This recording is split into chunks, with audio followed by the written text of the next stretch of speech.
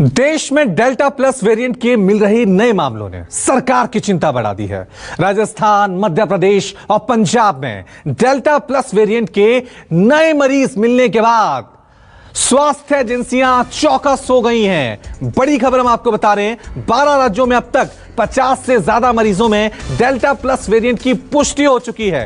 Corona के इस नए खतरनाक वेरिएंट ने देश में 3 लोगों की जान भी ले ली है, जिसमें मुंबई में 1 और एमपी में 2 मरीजों की मौत हुई है। डेल्टा प्लस वेरिएंट के सबसे ज्यादा 22 मामले महाराष्ट्र में सामने आए हैं, जबकि तमिलनाडु में 9 और एमपी में 8 मामलों की पुष्टि हो चुकी है। केंद्रीय स्वास्थ्य मंत्रालय ने 8 राज्यों को लेटर लिखकर तुरंत कंटेनमेंट उपायों को लागू करने को भी कहा है।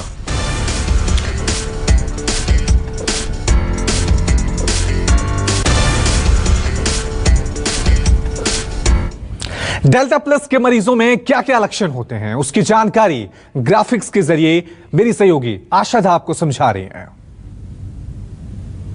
चलिए अब आपको दिखाते हैं कि डेल्टा प्लस के लक्षण क्या क्या हैं। क्या ये पहले के कोरोना से मिलते जुलते हैं या फिर उससे अलग हैं? आप विस्तार से देखिए, जानिए। डेल्टा प्लस का पहला लक्षण, दरअसल इसके पेशेंट्स को सीने में दर्द की शिकायत महसूस हो सकती है।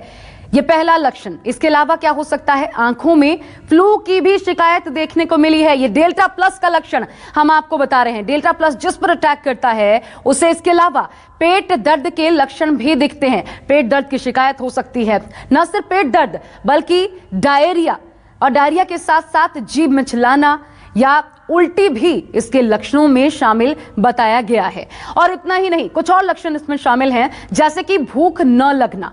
भूख न लगने के अलावा सुनने में दिक्कत आना, इसके अलावा जोड़ों में दर्द और सूखी खांसी, जो कि हम बहुत पहले सुना करते थे। पहला जब कोरोना सामने आया था, सूखी खांसी डेल्टा प्लस के मरीजों में लक्षण के रूप में देखने को मिल रही है। पहले के वायरस की तरह इसमें भी डेल्टा प्लस में बुखार, साथ ही थकान, इसके अलावा गले में दर्द, साथ ही स्वाद का चले जाना और सूंघने की क्षमता में कमी आने की भी शिकायत दर्ज की गई है। ये वो तमाम शिकायतें हैं जो कि डेल्टा प्लस के मरीजों में पाई जा रही हैं। ये वो तमाम लक्षण हैं। वहीं देश में बढ़ रहे डेल्टा प्लस वेरिएंट के मामलों पर मेडिकल एक्सपर्ट क्या कहते हैं, उनकी राय क्या है, वो भी सुनिए। देख रहे हैं कि डिफरेंट वेरिएंट्स में ब्रिटिश का था, ब्राजील का था, इंडियन वेरिएंट जो डेल्टा है, इसमें डेल्टा प्लस वेरिएंट अब देखा गया वो काफ़ी ज़्यादा घातक है। 3 स्पेशलिटीज इसकी क्वालिटीज देखी गई हैं। एक वो कि ज़्यादा जल्दी फैलता है, दूसरा वो लंग के अंदर जाके जल्दी उसके रिसेप्टर के साथ बाइंड कर देता है, और तीसरी जो बात है कि उसको कहते हैं कि हो सकता है मोनोक्लोनल एंटीबॉडी जो हमारी एंटीबॉडी उसके अगेंस्ट भी कारगर ना हो। तो ये जो अब आ रहा है वो जितना ज़्यादा रूप का धारण कर रहा है, तो एक चिंता का विषय तो डेफिनेटली है। जो डेल्टा प्लस वेरिएंट है उसमें डेल्टा वेरिएंट से ये फ़र्क है कि उसमें जो K417N म्यूटेशन है वो एक्स्ट्रा है। साथ में जो अल्फ़ा और बीटा स्ट्रेन की जो कुछ म्यूटेशन है वो भी इसमें पाए जाते हैं। तो ऐसे में इसका विरुलेंस और इसका जो ट्रांसमिशन है वो बहुत अधिक है। तो जो थर्ड वेव है, जिनकी चिंताएँ शंकाएँ बहुत अधिक हैं, ऐसे में ये जो डेल्टा प्लस वेरिएंट है उसका रोल इस वेव में बहुत अधिक होगा। तो कोरोना की तीसरी लहर से पहले डेल्टा प्लस जिस तरह से अब आहट देने लग गया है, जिस तरह से देश के 12 राज्यों में डेल्टा प्लस के मामले सामने आने लग गए हैं, उसके बाद अब बड़ा सवाल यह बन गया है कि क्या भारत डेल्टा प्लस जो कोरोना का सबसे खतरनाक वेरिएंट है उससे निपटने के लिए तैयार है। हमारे साथ तमाम मेडिकल एक्सपर्ट्स बने हुए, doctor MC Mishra, former director है एम्स के, doctor RK Dhamija, professor Anoop Kumar HOD urology Safdarjung अस्पताल, और साथ में हमारे साथ बने हुए डॉक्टर राहुल भार्गव फोर्टिस अस्पताल के। सबसे पहले धमीजा साहब, मैं आपसे सवाल करना चाहूंगा, कोरोना की जब पहली लहर आई थी तो देश में लॉकडाउन लगा हुआ था, लोगों में इतना खौफ नहीं था, लेकिन जब दूसरी लहर आई और लोगों की सांसें रुक गई, ऑक्सीजन की कमी हुई, उसके बाद लोगों ने समझा कि यह कोरोना कितना खतरनाक है। अब कोरोना की तीसरी लहर के बारे में चर्चा हो रही है और सबसे ज्यादा चर्चा हो रही है डेल्टा प्लस वेरिएंट की। इसके बारे में दर्शकों को बताएं कि यह कितना खतरनाक है और कैसे एक आम भारतीय नागरिक को इससे बचने के लिए सावधानियां बरतनी होंगी।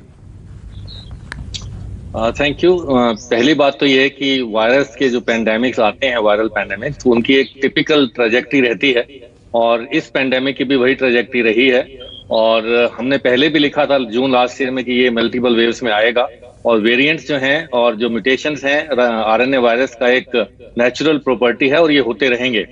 लेकिन अगर आप डेल्टा प्लस की बात करें तो ये जो K417N जो है और नया म्यूटेशन जो आया है, इसकी जो बातें की जा रही हैं ये थर्ड वेव में आएगा, इसकी वजह से थर्ड वेव आएगी। अभी मुझे लगता है कि बड़ा प्रीमेच्योर है। अभी तो हम सेकंड वेव में टिके हुए हैं। पिछले एक हफ्ते से हमारे केसेस 50,000 के आसपास हैं।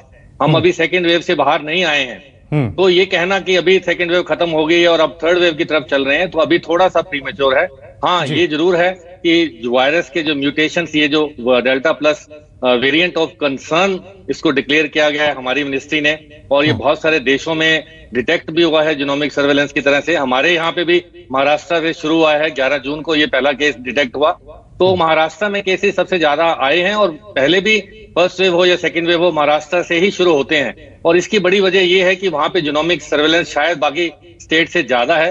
हर डिस्ट्रिक्ट में जो है वो हर मंथ 100 केसेस जीनोमिक सीक्वेंस के भेजते हैं और तभी ये जो है डेल्टा प्लस पकड़ा गया। बाकी स्टेट्स में भी अब भी इस पे ध्यान गया है। और सबसे बड़ी जो इसकी इम्प्लीकेशन ये है कि हमें माइक्रो कंटेनमेंट और पब्लिक हेल्थ रिस्पांस की तैयारी अभी से करनी चाहिए, वो बहुत इंपॉर्टेंट है। शायद मुझे लगता है कि ट्रांसमिसिबिलिटी और ये जो इम्यून एस्केप मैकेनिज्म और जो हम कह रहे हैं कि कम जो है ये कॉकटेल एंटीबायोटिक्स को कम रिस्पॉन्ड करेगा, ये चीजें भी हो सकती हैं, लेकिन इस समय पर ऐसा कोई एविडेंस नहीं है। हाँ, ये मुझे जरूर लगता है कि क्योंकि इस म्यूटेशन के वाले वायरस की लंग पेरेन्काइमा और लंग टिश्यू में एफिनिटी ज्यादा है, तो ये लंग में प्रवेश जल्दी कर सकता है। लेकिन जिस हिसाब से वैक्सीनेशन हुई है अभी पिछले एक हफ्ते में, तो हो सकता है कि जो वैक्सीनेटेड लोग हैं उनमें इसकी गंभीरता कम हो और एसिम्प्टोमेटिक केसेस ज्यादा घूम रहे हो, चाहे वो 50 केसेस हम कहें।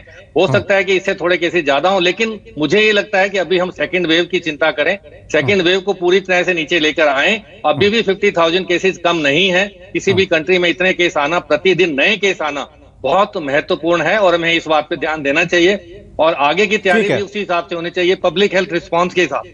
ठीक है। तो साफ तौर से यहां पर सेकेंड वेव अभी खत्म नहीं हुई है, जैसा डॉक्टर साहब कह रहे हैं कि अभी भी प्रतिदिन 50,000 से ज्यादा मामले यहां पर सामने आ रहे हैं। लेकिन डेल्टा प्लस के मामले जिस तरह से आए और 2 लोगों की मौत यहां पर हो गई, ये अपने आप में यहां पर चिंता का सवाल बन गया है, क्योंकि ये वेरिएंट कितना खतरनाक है, विदेशों में भी इसके मामले सामने आ रहे हैं। आंकड़ों से समझिए, ब्रिटेन में पब्लिक हेल्थ इंग्लैंड ने एक आंकड़ा जारी किया है जिसके अनुसार बीते हफ्ते में डेल्टा वेरिएंट के 35,204 मामले दर्ज किए गए। नए मामलों के बाद संक्रमितों की कुल संख्या 1 लाख से ज्यादा हो गई है। ब्रिटेन में डेल्टा वेरिएंट के मामलों में 40% तक बढ़ोतरी देखी गई है। वहीं अगर डेल्टा प्लस वेरिएंट की बात करें तो यहां अब तक 42 मामले सामने आए हैं। डेल्टा वेरिएंट की पहचान सबसे पहले भारत में ही हुई थी और अब ये आंकड़े जो आप देख रहे हैं उससे आप अंदाजा लगा सकते हैं कि कितनी तेजी से ये फैल रहा है।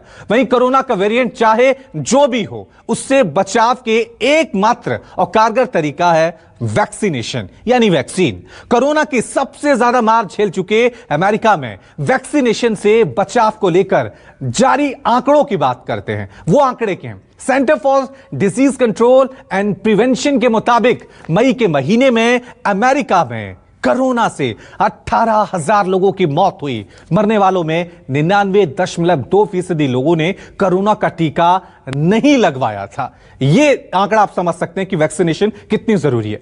वैक्सीन ले चुके 8,50,000 लोगों में उनको भी संक्रमण हुआ, जिनमें 1,200 लोगों को ही अस्पताल ले जाने की नौबत वहां पर आई। वहीं वैक्सीन की दोनों डोज ले चुके महज 150 लोगों की ही मौत हुई। इसका मतलब यह कि वैक्सीन लगवाकर ही बचाव यहां पर संभव है।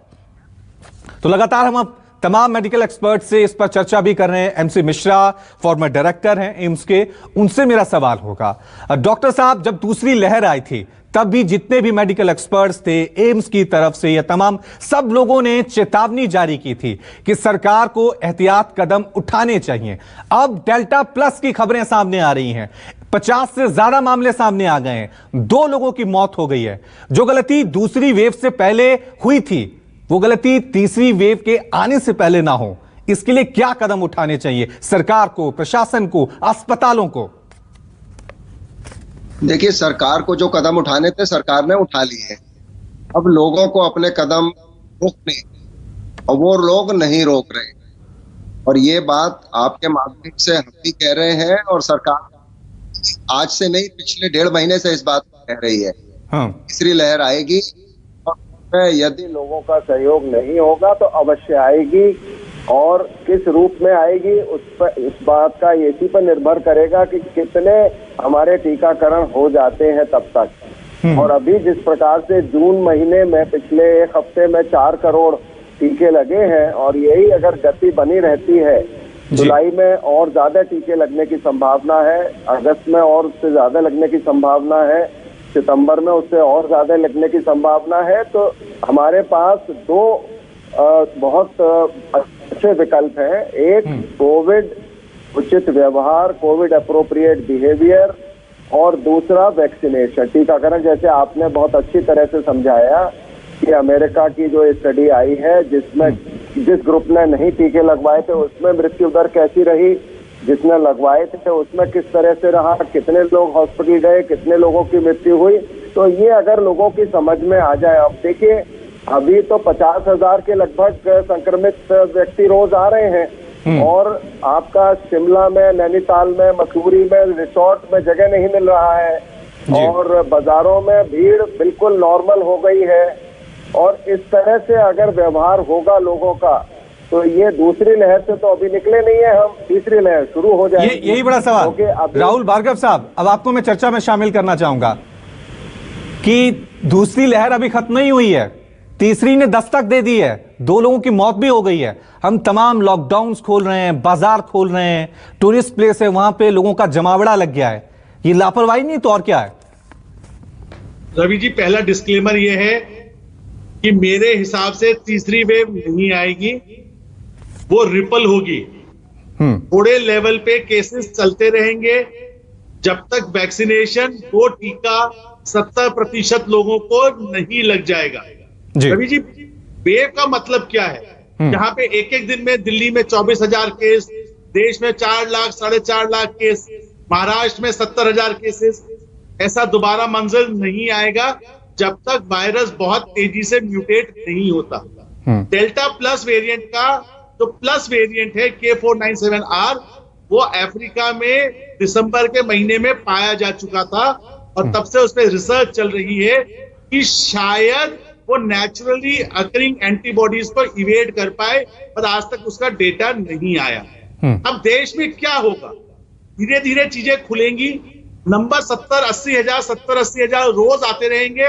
जैसे आपने अमेरिका में देखा, पिछले 4 महीने में टीकाकरण बढ़ता गया, केसेस घटते गए, और पिछले हफ्ते उनके 1.5 साल के सबसे न्यूनतम रेट पे केसेस आ गए। ये प्रक्रिया तब तक चलेगी जब तक ये 3.5-4% का जो 2 टीकाकरण का रेट है, जब तक ये 70% नहीं पहुंचेगा, या एटलीस्ट 50% नहीं पहुंचेगा, तब तक केसेस आते रहेंगे। मैं डॉक्टर मिश्रा की बात से सहमत हूं, बट जान और जहान दोनों का मुद्दा देखना आवश्यक है। अगर वो नहीं खुलेगा, इकोनॉमिक एक्टिविटी नहीं चलेगी, तो लोग बेहाल होके भूख के मारे बिना आजीविका के मर जाएंगे। कोविड एप्रोप्रिएट बिहेवियर सरकार का पालन करना उनका अधिकार है।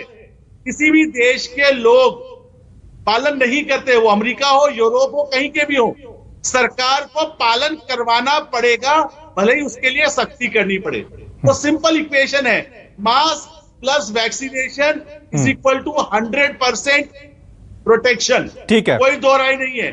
और ठीक है, ये जो सावधानी, सतर्कता, मास्क आपको लगाना है, उसके बाद आपको सोशल डिस्टेंसिंग करनी है, ये तो कहा जाता था, पिछले साल से ही कहा जा रहा है। लेकिन अब ये कहा जा रहा है कि सबसे बड़ा सुरक्षा कवच है वैक्सीन, वो आप जरूर लगाएं। डॉक्टर अनूप सफदरजंग अस्पताल से हमारे साथ बने, यूरोलॉजी डिपार्टमेंट के हैं। डॉक्टर अनूप, आपसे मैं सवाल, क्योंकि बहुत सारे लोगों के मन में शंकाएं हैं, अफवाहें फैली हुई हैं कि ये जो नया वेरिएंट आ रहा है डेल्टा प्लस, क्या ये जो वैक्सीन लगाई जा रही है, वैक्सीनेशन हो रहा है, क्या उस वेरिएंट पे भी कारगर है? ये अभी लोगों के मन में सवाल है। देखिए बिल्कुल ये बड़ा इंपॉर्टेंट क्वेश्चन है और ये लगातार उठता आया है। जब हमारे पास अल्फा वेरिएंट आया था, बीटा वेरिएंट आया, डेल्टा वेरिएंट आया, तब भी ये क्वेश्चन उठा था। हमारे पास स्टडीज आ चुकी हैं लैंसेट में, जिसमें बहुत सारी कंट्रीज में मल्टी कंट्रीज ट्रायल हुआ था, जिसमें देखा गया कि वैक्सीन जो है डेल्टा वेरिएंट के ऊपर भी कारगर साबित हुई। और जो डेल्टा प्लस वेरिएंट है वो भी उसका खाली एक पॉइंट म्यूटेशन हुआ है डेल्टा वेरिएंट में, तो कुछ ज्यादा भिन्न वेरिएंट नहीं है। यहाँ बताना चाहते हैं जो वैक्सीन जो काम करती है वो एक ब्रॉड लेवल पर इम्यूनिटी बनाती है जी, क्योंकि जो वायरस के ग्लाइकोप्रोटीन्स होते हैं उसके अगेंस्ट हमारे बॉडी में इम्यूनिटी बनती है, तो वो खाली 1 या 2 म्यूटेशन होने से कुछ ज्यादा प्रभाव नहीं पड़ता है। और जो हमारे बॉडी में सेल्स बनते हैं जिसको सेल इम्यूनिटी बोलते हैं या एंटीबॉडीज बनती हैं, वो एक ज्यादा ब्रॉड इम्यूनिटी हमें देते हैं। तो इसलिए इस तरह के वेरिएंट से जो इम्यूनिटी पर ज्यादा फर्क नहीं पड़ती है। तो इसीलिए आप देख रहे हैं कि कितने कंट्रीज में डेल्टा वेरिएंट फैला, लेकिन तब भी वैक्सीन लगने के बाद उनको बचाव मिला है। तो इसलिए डेल्टा प्लस वेरिएंट में भी अभी शोध चल रहा है, लेकिन अभी तक के जो रिजल्ट्स आए हैं उसके हिसाब से तो अभी वैक्सीन अवेलेबल। जी डॉक्टर राहुल भार्गव, आप कुछ कहना चाह रहे हैं, बोलिए। रवि जी, वैक्सीनेशन के बाद भी कोविड के नंबर आएंगे, लोग कोविड से ग्रसित होंगे। वैक्सीनेशन ये प्रोवाइड कर रही है, लंदन और अमेरिका का डेटा ये दिखा रहा है कि हॉस्पिटल में एडमिशन रेट बहुत कम है और मृत्यु दर उससे भी बहुत कम है। तो इसका मतलब ये है कि वेरिएंट आते जाते रहेंगे। वैक्सीनेशन से कोविड आपको होगा, 10 दिन का आप आइसोलेशन में रहेंगे, क्योंकि हमारा औचित्य वैक्सीनेशन से ये है कि आपकी मृत्यु ना हो, आपको अस्पताल जाने की जरूरत ना पड़े। और वैक्सीन दोनों ही चीजों में अभी तक डेल्टा और डेल्टा प्लस में कामयाब होती हुई दिख रही है। साफ तौर से वैक्सीनेशन ही एकमात्र बचाव यहां पर नजर आ रहा है। तमीजा साहब, आपसे मैं सवाल करना चाहूंगा, जब पहली लहर सामने आई थी तो लोगों को बुखार होता था, ज्यादा से ज्यादा किसी का टेस्ट चला गया, स्वाद चला गया, ये होता था। लेकिन जब दूसरी लहर आई, लोगों को सांस लेने में दिक्कत हो गई, ऑक्सीजन की कमी हो गई। अब तीसरी लहर डेल्टा प्लस की जो ये बात की जा रही है, वो कब आएगी, इसको लेकर अभी सवाल हैं बहुत सारे। लक्षण क्या होंगे, लोगों को कैसे मालूम होगा कि ये डेल्टा प्लस की वजह से मुझे कोरोना हुआ है? देखिए, इससे पहले कि मैं आपको इसके लक्षण बताऊं, जो तीसरी लहर की चर्चा हम पिछले 1 महीने से कर रहे हैं, ये सिर्फ 3 चीजों पे, 3 फैक्टर्स पे डिपेंडेंट है। पहली बात तो ये है कि जो सेकेंड वेव में कितने लोग इन्फेक्ट होते हैं, कितने लोगों को ये नेचुरल इम्यूनिटी आती है, उससे पता लगेगा कि बाकी के बचे हुए लोग जो हैं ससेप्टेबल कितने बचे हैं, जो चाहे वो बच्चे हों चाहे वो बड़े हों। जो वनरेबल पॉपुलेशन है, जो अनवैक्सीनेटेड पॉपुलेशन है, वो बहुत ज्यादा रिस्क पे रहेगी थर्ड वेव के एक्सपोजर के लिए, थर्ड वेव पे आने के लिए। तो बड़ा इंपॉर्टेंट है कि हमें ये देखना कि सेकेंड वेव का जो नेचुरल डिक्लाइन होना चाहिए, जो हो रहा था, अभी वो टिक गया है 50,000 पे। तो बड़ा इंपॉर्टेंट है थर्ड वेव के हिसाब से कि सेकेंड वेव में कितने लोग वनरेबल बचते हैं। और दूसरी बात ये है कि कितने लोग जो है अब जो है डबल मास्किंग से या जो कोविड अप्रोप्रिएट बिहेवियर है उस पे अपनाते हैं। और तीसरा ये है कि कितनी वैक्सीनेशन। ये 3 चीजों पर डिपेंड करेगा कि थर्ड वेव आएगी या नहीं आएगी, आएगी तो माइल्ड रहेगी या सीवियर रहेगी, और उसकी इंप्लीकेशन क्या होंगी। रही बात, आपने पूछा कि लक्षण क्या है और कैसे ये डिफरेंट है फ्रॉम वेव 1 या पहली वेव और दूसरी वेव से। सो जैसे अब हम इवॉल्व देख रहे हैं, अभी कुछ ही केसेज आए हैं, हिंदुस्तान में 50 के आसपास आए हैं और बाकी कंट्रीज में भी आ चुके हैं। तो ज्यादातर केस जो सिम्टम्स हैं वो वही हैं, एक्सेप्ट दैट। जी बोलिए। हाँ, तो जैसे हम ये देखते हैं कि पहली वेव के लक्षण थे वो प्रीडोमिनेंटली बुखार, सूखी खांसी और सांस लेने में दिक्कत, साथ में loss of smell and loss of taste थी। दूसरी जो दूसरी वेव आई उसमें जीआई सिम्टम्स ज्यादा हुए, डायरिया है, एब्डोमिनल पेन है, ये सब चीजें हुई। और तीसरी वेव में ये कहा जा रहा है कि शायद जो लंग्स की जो दोबारा से इन्वॉल्वमेंट बहुत ज्यादा रहेगी अगर होती है तो। लेकिन मुझे ये लगता है कि शायद जो वैक्सीनेटेड लोग होंगे उनमें ये लहर बहुत कम रहेगी, बहुत सिम्टम्स कम रहेंगे। हालांकि छाती में दर्द होना, ये जो सूखी खांसी होना, ये सब सिम्टम्स भी रहेंगे, लेकिन कोई एक्स्ट्रा ऐसा अभी तक सिम्टम डायग्नोस्टिक नहीं है और कोई फर्क भी नहीं पड़ता आपको पता करने से कि डेल्टा प्लस है या डेल्टा है, क्योंकि मैनेजमेंट वही है, जो प्रोटोकॉल्स वो वही हैं और उसी हिसाब प्रोटोकॉल वही रहेगी। इस बात पे हमें लाइन ऑफ ट्रीटमेंट आप कह रहे हैं कि डेल्टा प्लस वही रहेगी जो पहले रही थी। ये जीनोमिक डायग्नोस्टिक है और उसी पे छोड़ देना चाहिए। यानी कि लाइन ऑफ ट्रीटमेंट वही रहेगी, प्रोटोकॉल्स वही रहेंगी। मिश्रा साहब, लेकिन एक आम भारतीय नागरिक होने के नाते ये सवाल मन में आता है, कोरोना की पहली लहर, दूसरी, तीसरी, ये वेरिएंट, एक आम नागरिक इतनी सारी चीजों को, टेक्निकल चीजों को नहीं समझ पाता है। उसके मन में एक सीधा सा सवाल आता है कि ये कोरोना कब खत्म होगा, भारत कोरोना मुक्त कब होगा?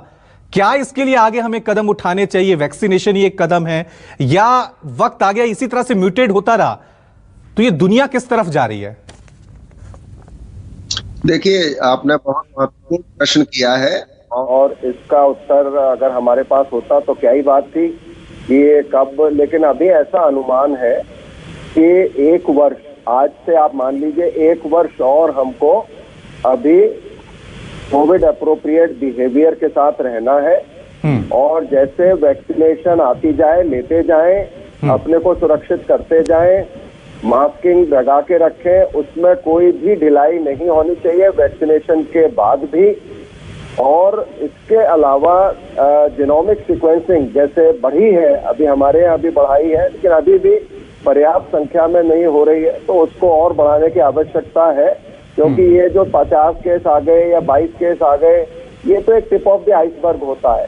ये पूरा रिफ्लेक्शन नहीं होता कि संक्रमण कहाँ और कितना हो रहा है, क्योंकि जब तक हम इसको और स्केल अप नहीं करेंगे तो इससे कम से कम ये पता लगता रहेगा और वैज्ञानिक अपना काम जो करते रहते हैं वो करते रहेंगे कि भाई वैक्सीन काम कर रही है कि नहीं कर रही। अब क्या पूरा चरित्र बदल गया है, ये खाली इसमें एन टर्मिनल बदला है या एक और उसमें स्पाइक प्रोटीन ने अपनी जगह बदल ली है? तो ये एक तो एकेडमिक इंटरेस्ट का होता है, इसीलिए हम लोग बार बार कहते हैं कि आम जनता, जिसमें हम भी शामिल हैं, हमको केवल ये जानना आवश्यक है कि अभी संक्रमण मौजूद है, अभी पैंडेमिक चल रहा है, 50,000 संक्रमित लोग रोज आ रहे हैं और आपको अभी फिर से संक्रमण होने की पूरी संभावना है। और अगर हम अपना व्यवहार ठीक रखेंगे तो इस संक्रमण से बचे रह सकते हैं, वही सबसे अच्छा उपाय है इससे निकलने का। और वैक्सीनेशन जैसे जैसे आता जाए, हम सब यहाँ 4 लोग 5 लोग बैठे हैं, हम सब ने वैक्सीन लगवाई हुई है, तो जो जितना भी उससे हमें लाभ मिल सकता है वो मिलेगा और मिला है लोगों को। जैसे आपने भी बताया, जो अमेरिका के आंकड़े आए हैं, ब्रिटेन में जितने भी विकसित देश हैं, जिसमें अमेरिका है, ब्रिटेन है, फ्रांस है, जर्मनी है, इटली है, सब जगह केवल 20% जनसंख्या 2-2 डोज के साथ ही संक्रमण कम होने लगा।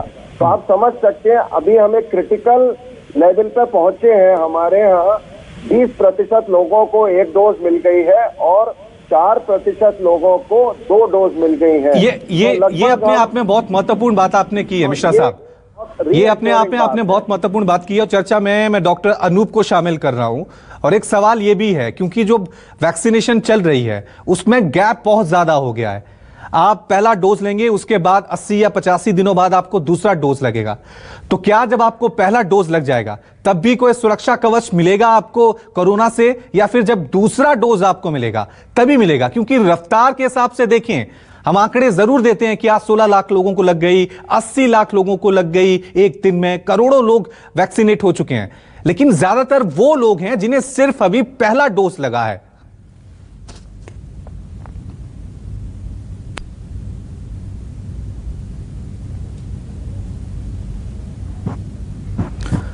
डॉक्टर अनूप साहब, आपसे मेरा सवाल था। हाँ जी रवि बताएं। हाँ रवि, थोड़ा टेक्निकल प्रॉब्लम था, एक बार आप रिपीट कर देंगे? मेरा सवाल आपसे यही था कि वैक्सीनेशन को लेकर बहुत ज्यादा प्रचार हो रहा है, आंकड़ों की बात की जाती है कि आज 80 लाख प्रतिदिन लग गए, आज 16 लाख लग गए, इतने करोड़ों को वैक्सीन लग चुकी है।